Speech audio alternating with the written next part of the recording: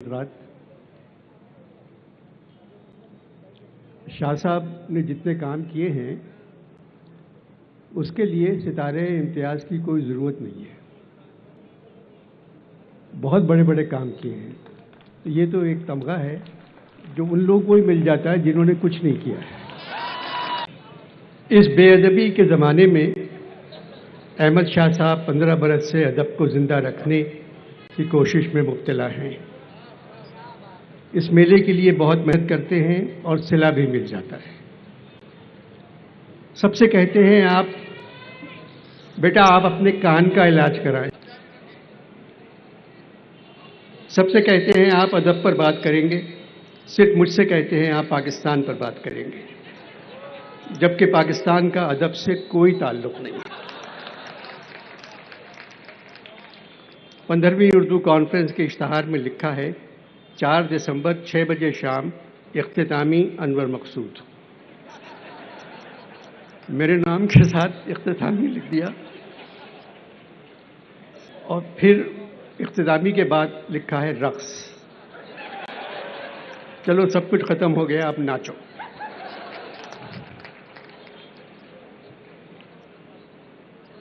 عوام کے لیے دل دکھانے کا تصور پاکستانی سربراہوں کے دور حکومت میں قدم قدم پر میسر آ جاتا ہے. ہر حکومت نے غریبوں کو جانور سمجھا. 75 برسوں سے یہ جانور کٹھن زندگی گزار رہے ہیں. روٹی کے لالے، رات کی نیند حرام، گرد و غبار میں چھپے ہوئے چہروں کو یہ لوگ صرف الیکشن کے زمانے میں دیکھ لیتے ہیں. ایسا لگتا ہے معاشرہ دل سوزی کے نام سے آگاہ نہیں ہے. پریشان حال لوگوں کو یہ لوگ بیلوں، گایوں، بدھیوں، بچڑوں کا ایک غول سمجھتے ہیں اور بڑی بڑی سیاہ شیشوں والی گاڑیوں میں بیٹھے خود کو خدا سمجھتے ہوئے، کیونکہ وہ سب کچھ دیکھ رہے ہیں، ان کو کوئی نہیں دیکھ سکتا. سائرن بجاتے ہوئے غول کو ادھر ادھر بھگا دیتے ہیں اور ان کے لیے بریانی کے پیکٹ پھینکتے جاتے ہیں. بچے بھاگ بھاگ کر پیکٹ اٹھا لیتے ہیں، بڑے نہیں اٹھاتے. وہ کہتے ہیں بچوں کو تو زندہ رہنا چاہیے.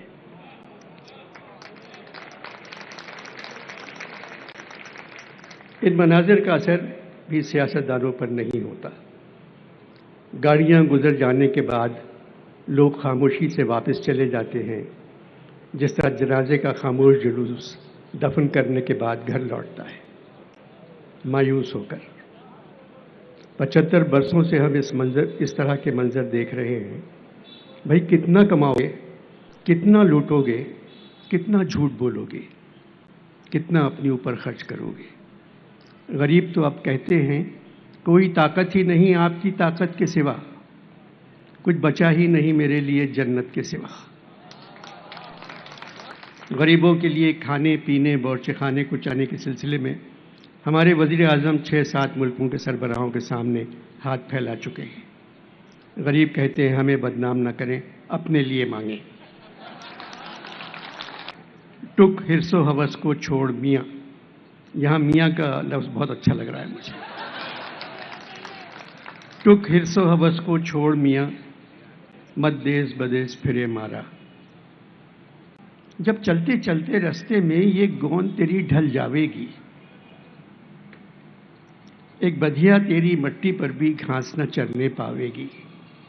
یہ کھیپ جو تو نے لادی ہے سب حصوں میں بٹ جاوے گی.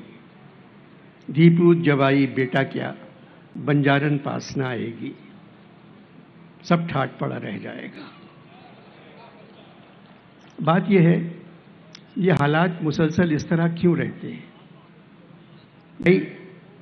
جب بندوق کی زبان قومی زبان بن جائے تو حالات ایسے ہی ہو جاتے ہیں. دل کی عمارت 65 برس سے اسی جگہ موجود ہے. ایک وقت تھا جب اس عمارت میں ایک کونے میں اکڑوں بیٹھے صادقین تصویریں پینٹ کرتے رہتے تھے. سیڑھیوں سے فیض صاحب اتر رہے ہیں. آرٹ کونسل کے پھسل بنڈے سے صوفی صاحب پھسلتے ہوئے آ رہے ہیں کیونکہ وہ سیڑھیاں نہیں چڑھ سکتے تھے. علی صاحب، رئیس امروی، بخاری صاحب، سبط حسن، حاجرہ آپس میں باتیں کر رہے ہیں. انتظار حسین ساقی فاروقی سے بچتے پھر رہے ہیں. محمد حسن عسکری خاموش بیٹھے ہیں. پھر عسکری نے بولنا شروع کیا. بولنے والا عسکری کا تعلق محمد حسن عسکری سے نہیں تھا۔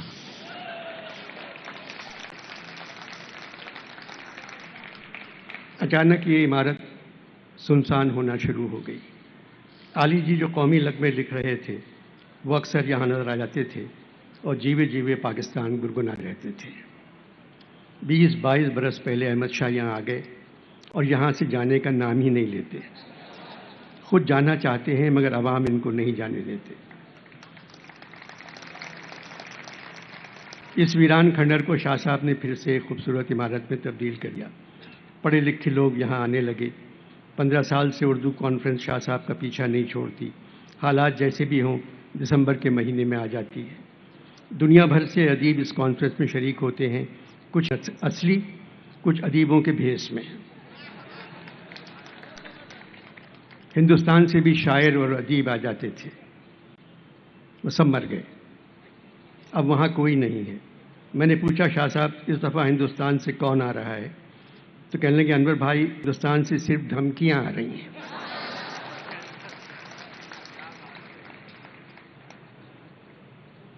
آرٹس کونسل کے الیکشن اردو کانفرنس کے بعد ہوتے ہیں اور شاہ صاحب جیت جاتے ہیں۔ اسٹیج پر آنے سے پہلے شاہ صاحب نے میرے کان میں کہا، انور بھائی آپ کے پاس 30 منٹ ہیں۔ میں نے پوچھا آپ سے کس ڈاکٹر نے یہ کہا؟ بولے اللہ آپ لمبی عمر دے، میرا مقصد تھا آپ کو 30 منٹ بولنا ہے، پاکستان پر سب کی تعریف کرنا ہے اور خاص طور پر نئے آرمی چیف کی۔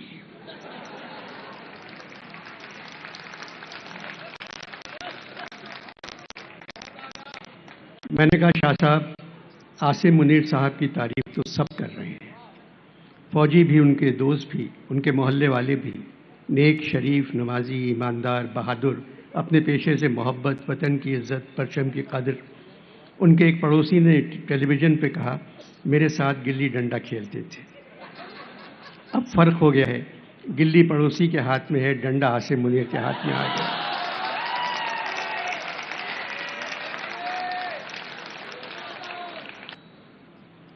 یہ ایسے فوج کے سربراہ ہوں جو صرف فوج کا خیال رکھیں اور عوام کا۔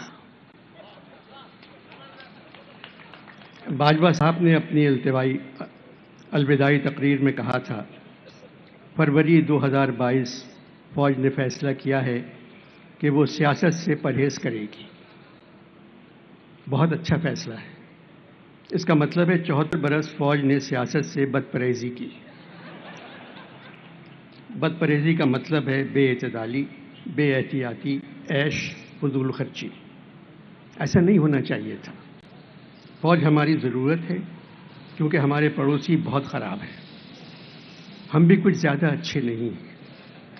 اسی لیے فوج کبھی سرحد کی طرف دیکھتی ہے، کبھی اپنے ملک کی طرف، پھر سوچتی ہے میں ادھر جاؤں یا ادھر جاؤں، بڑی مشکل میں ہوں، میں کدھر جاؤں، پھر ادھر آ جاتی ہے۔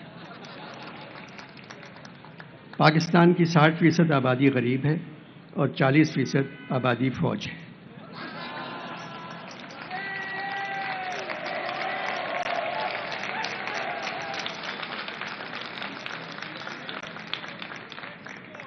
امیروں کا پاکستان سے کوئی تعلق نہیں، وہ اپنے بچوں کو مسلمان کروانے بھی لندن بھیجتے ہیں اور کہتے ہیں یہاں مسلمان ہونے کی سہولت نہیں۔ بے روزگاری، بدحالی، مہنگائی، پریشانی، پشیمانی، اداسی ملکوں پر بادلوں کی طرح چھا گئی ہے۔ کسی کو احساس ہی نہیں ہے کہ وہ اس ملک کے ساتھ کیا کر رہے ہیں۔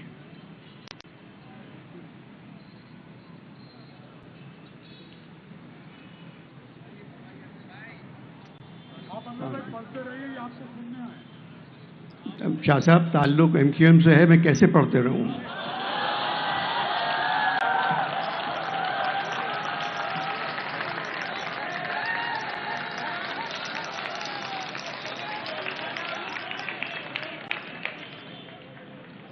اداسی ملکوں پر بادلوں کی طرح چھا گئی ہے، کسی کو احساس ہی نہیں کہ وہ اس ملک کے ساتھ کیا کر رہے ہیں۔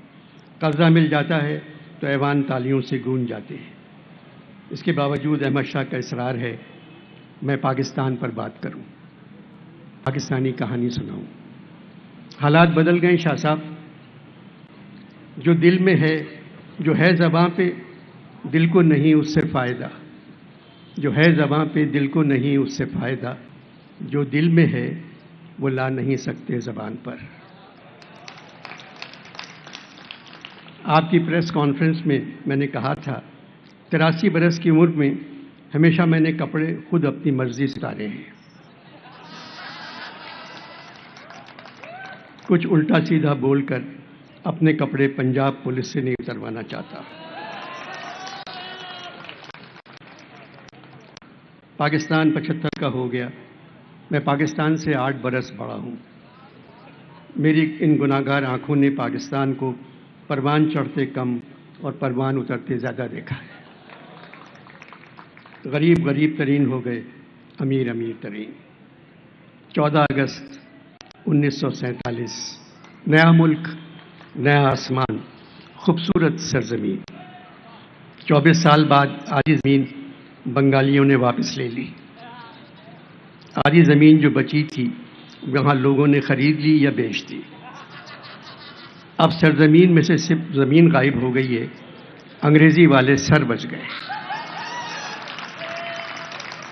جن کے پاس خریدی ہوئی زمین ہے، بیچارے غریب مجبوراً ان سے کہتے ہیں سر زمین کہاں گئی؟ اس کے باوجود پاک سرزمین شاد بار سن کر خاموشی سے کھڑے ہو جاتے ہیں، پرچم ستارہ و ہلال سے آنسو پوچھتے ہیں اور اندھیروں میں گم ہو جاتے ہیں۔ کہانی پاکستان کی سنیں گے آپ؟ قصہ میرا سنو گے تو جاتی رہے گی نیند، قصہ میرا سنو گے تو جاتی رہے گی نیند، آرام چشم مت رکھو اس داستاں سے تم۔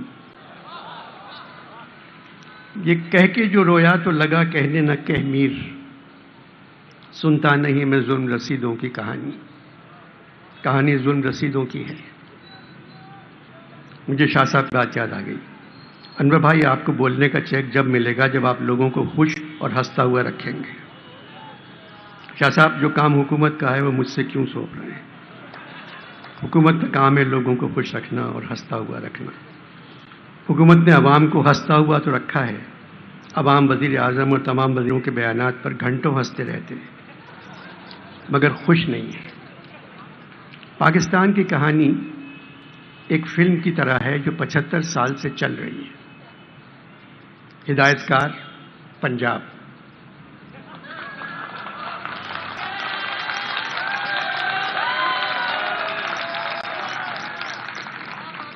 ہدایت کار پنجاب، شوٹنگ بلوچستان میں ہوئی ہے۔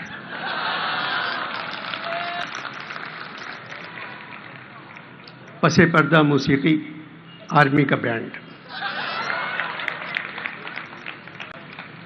فلم کا انٹرول 1971 میں ہوتا ہے جب مشرقی پاکستان بنگلہ دیش بن گیا۔ انٹرول کے بعد فلم ایک ملی نغمے سے شروع ہوتی ہے، اے وطن کے سجیلے جوانوں۔ اس کے بعد فلم کا ہیرو جو سندھی ہے ایک بڑھئی کے پاس جاتا ہے اور اس سے کہتا ہے ایک ایسا تختہ چاہیے جس کو الٹا نہ جائے۔ بڑھئی ایک تختہ بنا کر دیتا ہے جو 6 فٹ چوڑا اور 4 فٹ لمبا ہے، اس کے درمیان 3 فٹ اور 2.5